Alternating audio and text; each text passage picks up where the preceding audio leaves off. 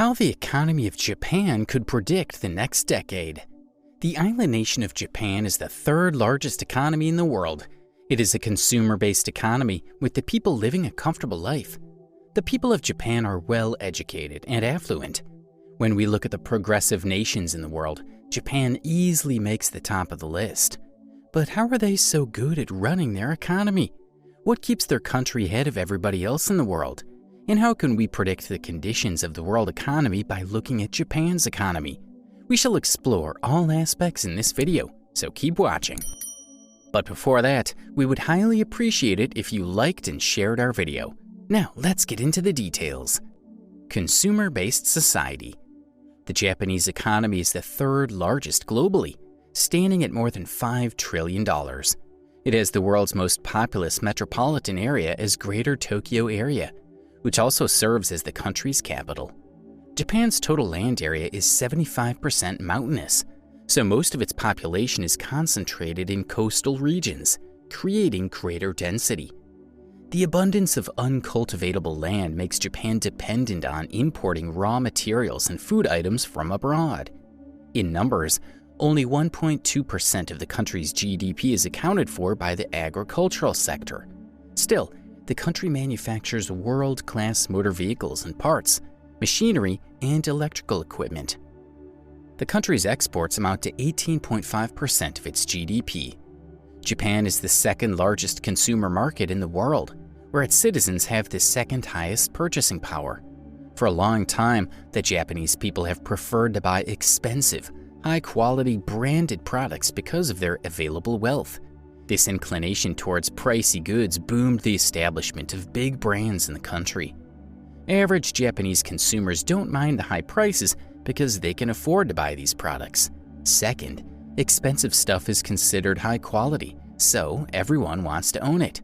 However, a tourist will find prices in Japan higher than in the rest of the world.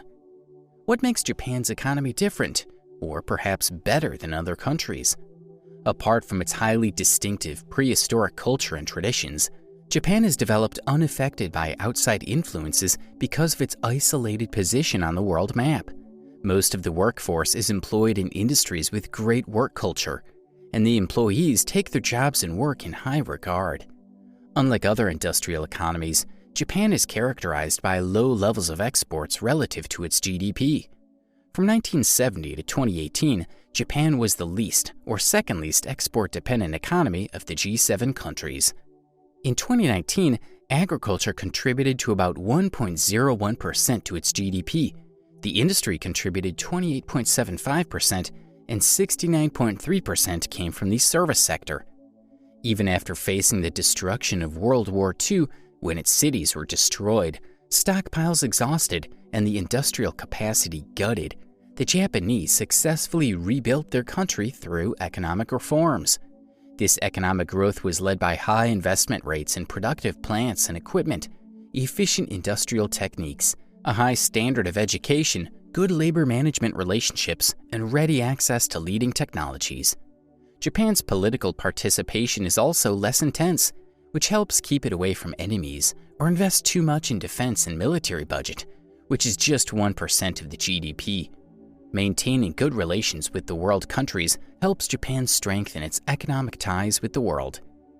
How is the Japanese yen stable? The Japanese yen is the third most traded currency in the world and is widely used in many countries as the reserve currency. This stability of the Japanese yen reflects the stability of the country. Following World War II, yen lost much of its value. To combat this situation, the Japanese government fixed the yen's exchange rate as part of the Bretton Woods system. The system was abandoned in 1971, which caused a devaluation of the yen again. Since 1973, the Japanese government has maintained the yen under a dirty float regime, where the central banks of the country try to influence their currency's exchange rates by buying and selling currencies. Since Japan has a good trade strength due to its high-quality manufactured goods, it doesn't depend on commodities. The country has a large export surplus due to the export of cars, machinery, electronic goods, and devices, which means that its products have a high demand for yen by foreigners to pay for these products. But why is the yen so stable? The answer is the persistent deflation in the Japanese economy, where inflation rose roughly 3% in the UK, 1 to 2% in the US and European countries, and fell about 1% in Japan. Another can be the safe haven demand caused by the European debt and the slowdown of the US economy. What problems are Japan facing? Japan faces a lot of competition, supply chain issues, and rising labor costs. As Japan has the highest life expectancy rate, people live longer lives, and young people prefer smaller families. Its social security system is under a lot of strain and suffers from labor shortages. The demography of Japan is unbalanced, with more aged people who can't pay into the country's economy but are only collecting for it in the form of social security funds. A lesser young population means the government faces labor shortages. In the 1980s, the Japanese economy was the envy of the world because of its growth by leaps and bounds. At a time, it looked like it would soon overtake the US economy. But then it didn't. The asset bubble built by Japan popped in the 1990s, and the economy faltered. Since then, its economy came under stagnation and deflation, popularly known as the lost decade. Unfortunately, this state has continued to this day. The government implemented policies for progression, but it only kept the economy from sliding into a prolonged recession and failed to move it out of stagnation. What is it going to look like in the future for Japan? As we look ahead, Japan's economy still hasn't fully recovered from the downfall brought by the COVID pandemic, so it's a challenge for them to keep the economy recovery going. Chinese take over the world economy is another factor, and Japan needs to diversify its investments away from it. Japan is a single aid donor and a global capital and credit source. It responded in September 2020 with bilateral and multilateral aid, mainly to UNICEF. Several Asian and African countries are thus provided with healthcare systems, training, and vaccine funding. Those countries will need Japan to remain in a stable state to continue this aid. Also, if the trend of having smaller families continues, we can see a population decrease to 119.2 million by 2050 and even 59.72 million by 2100. This will only mean more dependence on immigration labor with high labor rates. While the country has been long closed to immigrants, Japan is now considering opening up itself to allow skilled and qualified people to immigrate for permanent blue-collar jobs. It will surely help the country to get more young minds for jobs.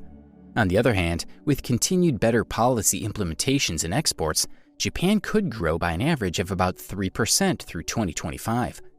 Considering the facts and figures we looked at in the video, the Japanese can be termed as hard-working people. There is no doubt that if they continue with their methods in the future and implement new progressive policies, we will see the nation's economy even achieving better ranks in the world. What do you think about Japan's economic growth? Does the world have anything to learn from them? Tell us in the comments section. Also, don't forget to like and share our video with people you think may be interested in knowing more about Japan. Please press the subscribe button and notification bell so that you don't miss any of our new content. In the end, thanks for watching, and see you next time.